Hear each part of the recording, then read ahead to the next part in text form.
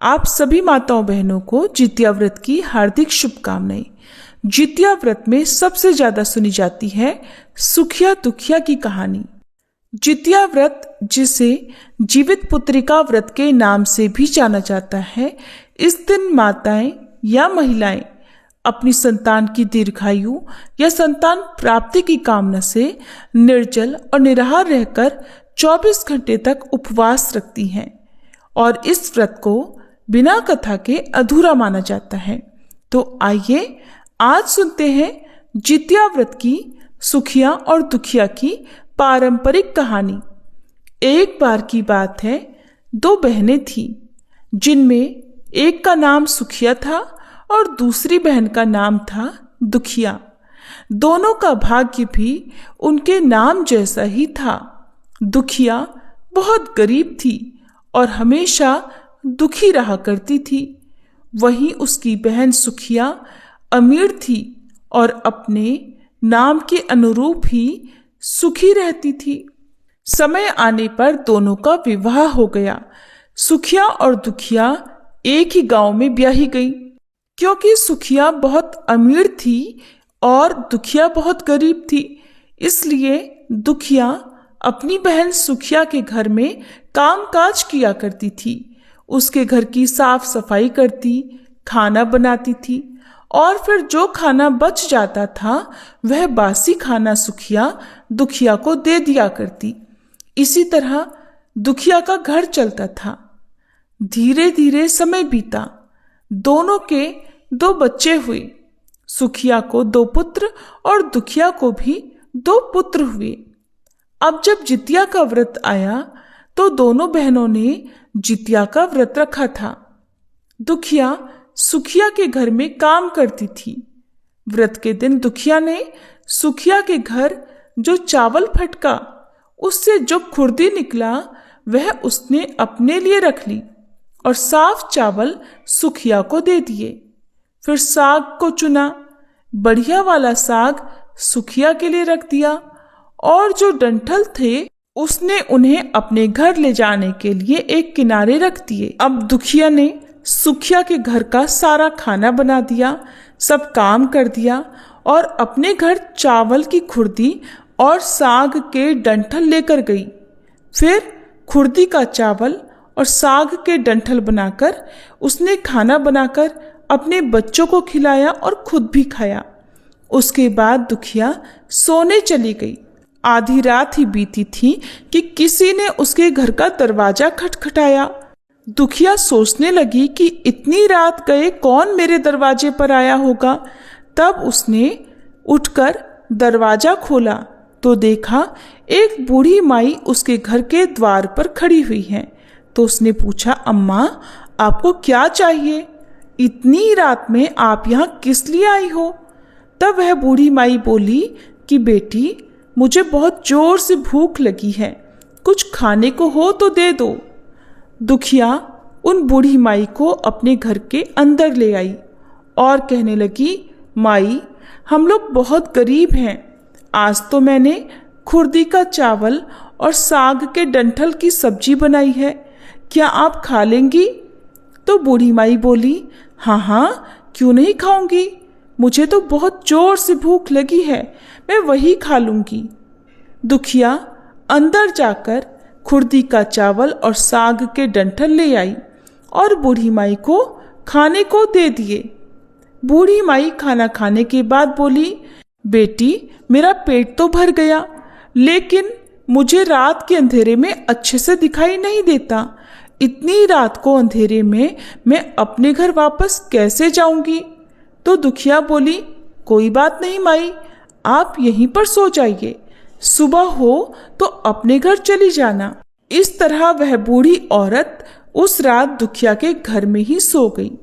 थोड़ी देर के बाद उठकर बूढ़ी माई फिर कहने लगी, बेटी मुझे दीर्घ शंका लगी है, कहाँ करूं?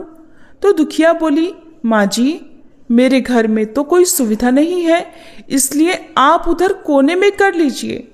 बूढ़ी माई पूछने लगी, बेटा भड़बड़ करें या छरछर करें? दुखिया को बहुत जोर से नींद आ रही थी, तो नींद में ही वह बोली, माँ जी भड़ भड़ कर दो, मैं सुबह साफ कर दूंगी। और फिर थोड़ी देर के बाद बूढ़ी माई ने फिर से जगाकर पूछा कि बेटी बता तो मैं अपने हाथ कहाँ साफ करूं। दुखिया की आंखों में तो नींद भरी हुई थी, मारे नींद के उसने कह दिया, माँ जी आप मेरे सिर में ही अपने हाथों को साफ कर लीजिए। उधर जब सुबह हुई तो दुखिया ने जो कुछ देखा वह उसे एक सपने की तरह लगा। उसे लगा शायद उसने कोई सपना देखा होगा जिसमें सपने में कोई आया होगा। उसने और ज्यादा कुछ नहीं सोचा और वह नदी में नहाने के लिए चली गई। जब वह नदी में नहाई और उसने अपने बाल धोए तो उसके बालों से होते हुए जो पानी बहा वह सोने का पानी बन गया। आसपास की सभी महिलाएं ये देखकर हैरान रह गईं और कहने लगी कि तुम्हारे बालों से तो सोने का पानी गिर रहा है, क्या बात है।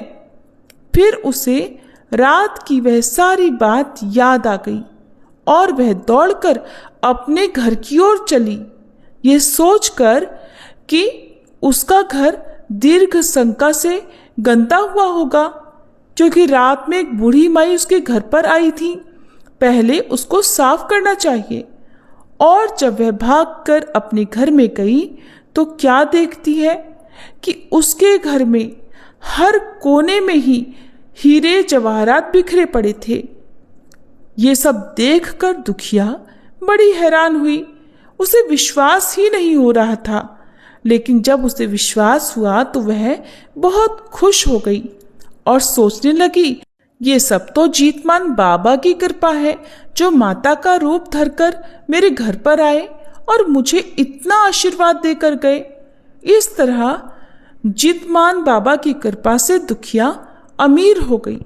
अब उसे किसी के घर पर जाकर काम करने की आवश्यकता ही नहीं थी, तो वह उस दिन सुखिया के घर पर काम करने के लिए नहीं गई। दुखिया ने भी जितिया व्रत रखा था। तब उसने अपना व्रत पूरा किया और अपने बेटे से बोली कि जाओ मौसी के घर से तराजू लेकर आओ, ये नापने के लिए कि ये सोना कितना होगा। उसका बेटा बड़ी खुशी से सुखिया मौसी के घर गया और तराजू मांगने लगा। तो सुखिया ने पूछा कि तराजू में तुम्हें क्या तोलना है। तो बच्चा बोला, मौसी मेरे घर में बहुत ढेर सारा सोना है, उसी को मेरी माँ तोलेगी। बच्चे की बात सुनकर सुखिया हंसते हुए बोली, खाने को तो तुम्हारे घर में कुछ भी नहीं है और तुम्हारी माँ सोना तोलेगी, तुम झूठ बोल रही हो। तब वह बालक बोला, नहीं मौसी मैं बिल्कुल झूठ नहीं बोल रहा हूँ। अब तो सुखिया सोचने लगी कि जब तराजू मांगा है तो कुछ ना कुछ तो जरूर तोलना होगा, इसलिए उसने तराजू के नीचे गोंद लगा दिया ताकि जो कुछ भी तराजू में तोला जाएगा वह थोड़ा सा इसमें चिपक जाएगा। उधर दुखिया जब तराजू में सोना तोलने लगी तो सोने के कुछ टुकड़े उसी गोंद में चिपक गए। और जब उसका बेटा तराजू वापस लौटाने आया तो सुखिया उसको उलट पुलट कर देखने लगी, तो उसे तराजू में कुछ सोने के टुकड़े चिपके हुए दिखाई दिए। अब तो सुखिया सोचने लगी कि उसके घर में जरूर कहीं से सोना आया होगा, इसीलिए तो वो कई दिनों से काम पर भी नहीं आ रही है। मुझे खुद जाकर सच्चाई का पता लगाना चाहिए। ये सोचकर सुखिया दुखिया के घर जाकर देखने लगी कि आखिर उसके पास सोना आया कहाँ से। उधर जब सुखिया ने दुखिया के पास जाकर पूछा कि बहन तुम्हारे पास इतना सोना कहाँ से आया कि तुम्हें तोलने के लिए तराजू लेना पड़ा, तब भोली भाली दुखिया अपनी बहन से सारी बात बताने लगी। वह दिल की बहुत भोली थी, स्वभाव की बहुत सरल थी, उसका मन भी सच्चा था, इसलिए उसने कुछ भी नहीं छुपाया और सारी बात एकदम सच सच अपनी बहन सुखिया को बता दी। सुनकर सुखिया के मन में लालच आने लगा कि दुखिया के पास तो हमसे भी अधिक धन आ गया, अब अगले जितिया के व्रत में मैं भी खुर्दी का चावल और साग के डंठल बनाऊंगी। और फिर अगले साल जितिया का व्रत आने पर दोनों बहनों ने उसी श्रद्धा के साथ व्रत रखा। सुखिया के पास हर तरह का सुख था, धन भी था, फिर भी और अधिक धनवान बनने के लालच में वह चावल फटक रही थी, साफ चावल फेंक रही थी और खुर्दी अपने पास रख रही थी। और फिर उसने अपनी बहन दुखिया की तरह साग भी चुना। साग को तोड़कर उसने साफ और ताजी पत्तियां फेंक दी और डंठल अपने पास रख लिए और फिर वही बनाया। खा पीकर पूजा पाठ करके वह सोने चली गई। लेकिन उसकी आंखों में नींद कहाँ थी। वह तो अपनी बहन दुखिया के द्वारा बताई गई बात की प्रतीक्षा कर रही थी कि कब वह बूढ़ी माई उसके दरवाजे पर आए। और इसी बीच आधी रात में उसके दरवाजे पर भी खटखटाहट हुई तो वह भाग कर गई। उसने दरवाजा खोल दिया। उसकी आंखों में तो नींद ही नहीं थी, ना ही वह सो रही थी, लेकिन फिर भी वह नींद में होने का दिखावा करके दरवाजे के अंदर से ही पूछने लगी, कौन है? बाहर दरवाजे पर वही बूढ़ी माई थी जो पिछली बार उसकी बहन दुखिया के घर पर आकर उसे धन सुख समृद्धि का आशीर्वाद देकर गई थी। तब बूढ़ी माई दरवाजे से बोली, बेटी मुझे बहुत भूख लगी है, कुछ खाने को हो तो दे दो। तो सुखिया बोली, माँ जी मैंने तो खुर्दी का चावल और डंठल का साग बनाया है। बूढ़ी माई बोली, कोई बात नहीं, मैं खा लूंगी। सुखिया ने तो पहले से ही थाल में खुर्दी के चावल और डंठल का साग परोस रखा था। तुरंत लाकर उसने बूढ़ी माई को दे दिया और बूढ़ी माई ने वह खा लिया। बूढ़ी माई कहने लगी, बेटी रात बहुत हो रही है और मैं इतनी रात को अपने घर नहीं जा सकती क्योंकि मुझे ठीक से दिखाई नहीं देता। तो सुखिया बोली, कोई बात नहीं माँ जी, आप यहीं पर सो जाओ। थोड़ी देर के बाद बूढ़ी माई बोली, बेटी मुझे दीर्घ शंका लगी है, कहाँ करूं? सुखिया बोली, माँ जी वहीं कोने में कर लीजिए। फिर थोड़ी ही देर के बाद बूढ़ी माई ने फिर से पूछा कि बताओ तो बेटी, छरछर करें या भड़बड़? और उस समय सुखिया को याद ही नहीं आया कि उसकी बहन दुखिया ने क्या बोला था। तो सुखिया बोली, माँ जी छरछर कर दीजिए। अब बूढ़ी माई ने फिर पूछा, अच्छा बेटी बता तो मैं अपने हाथों को कहाँ पर साफ करूं? सुखिया को इस बात का अच्छे से ध्यान था तो वह बोली, माँ जी मेरे सिर में साफ कर लीजिए। अब बूढ़ी माई ने अपने हाथ सुखिया के बालों में साफ कर लिए। जब सुखिया सुबह उठी तो क्या देखा, उसका पूरा घर गंदगी और बदबू से भरा हुआ था। मक्खियां भिनभिना रही थी और उसके बालों में भी बहुत गंदगी लगी हुई थी। ये सब देखकर सुखिया बहुत हैरान और दुखी हो गई और उसे बहुत गुस्सा भी आया। तब मारे गुस्से के उसने अपनी बहन दुखिया को बुलवाया और उससे गुस्से से कहा कि तुमने मुझसे झूठ कहा और मेरा पूरा घर गंदा करवा दिया।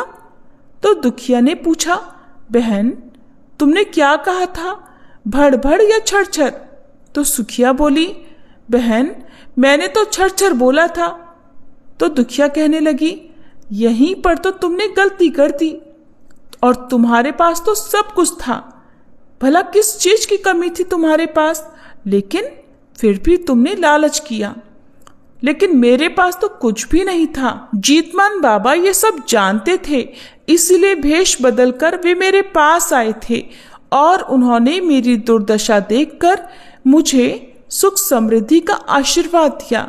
मेरे घर में धन के भंडार भरे, लेकिन तुम्हारे पास तो कुछ भी कमी नहीं थी। इसके बावजूद तुमने उन्हें अच्छा खाना नहीं परोसा।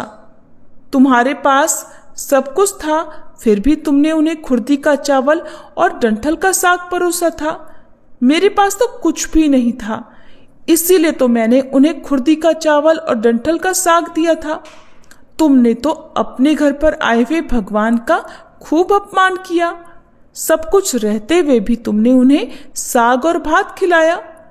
तुम्हारे पास सब कुछ होते हुए भी तुम्हें लालच तो बिल्कुल नहीं करना चाहिए था। और जीतमान बाबा तो अंतर्यामी है, वे सबका हाल जानते हैं, इसलिए वे तुम्हारा भी हाल जानते थे और तुम्हें लालच बिल्कुल नहीं करना चाहिए था।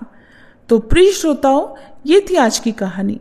जो जैसा करता है उसको वैसा ही फल मिलता है। जितिया व्रत के दिन जो श्रद्धा के साथ इस कथा को सुनता है और अपनी मनोकामना के लिए जीतमान बाबा से प्रार्थना करता है, उसकी हर मनोकामना जीतमान बाबा अवश्य पूर्ण करते हैं। सभी प्रेम से बोलिए, जीतमान बाबा की जय।